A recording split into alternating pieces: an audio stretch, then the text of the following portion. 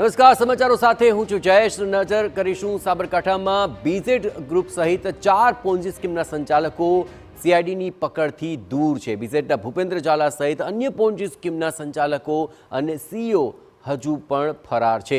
દરોડા સમયે મયુર દરજી સહિતના એજન્ટો ઝડપાયા બાદ એક પણ એજન્ટ પકડમાં આવ્યો નથી.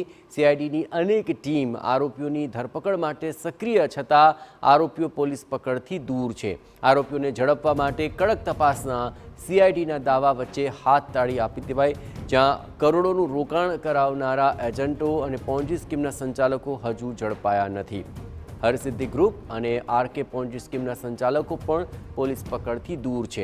સાબરકાંઠા અને અરવલ્લીમાં સંચાલકોને શોધવા માટે સીઆઈડીની અનેક ટીમો સક્રિય છે.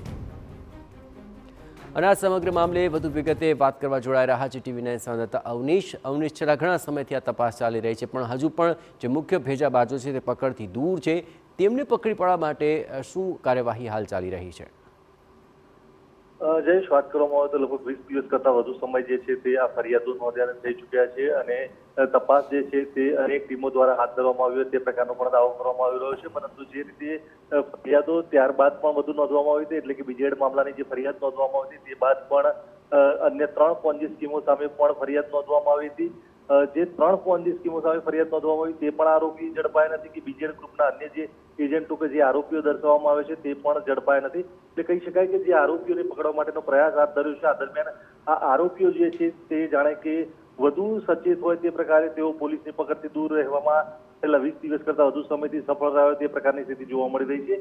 અન્ય જે નાની પોન્જી સ્કીમ છે તેમના જે સંચાલકો છે તે પણ લાંબી વગ ન ધરાવતા હોવા છતાં પણ તેઓ પોલીસથી બચવા અને પોલીસની પકડથી દૂર રહેવામાં જાણે કે સફળ રહ્યા હોય તે પ્રકારે તેઓ દૂર રહી શક્યા છે.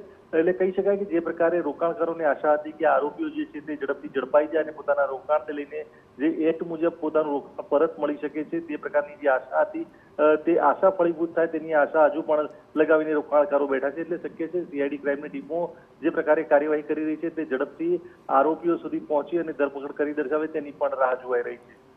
બિલકુલ, આમની તમામ ગતિવિધિઓ પર આપ નજર રાખતા રહેજો. તો હવે સઘન તપાસને અંતે આ તમામ ભેજાબાજો જલ્દી પકડમાં આવે તે પ્રકારની કામગીરી હાથ ધરાઈ રહી છે.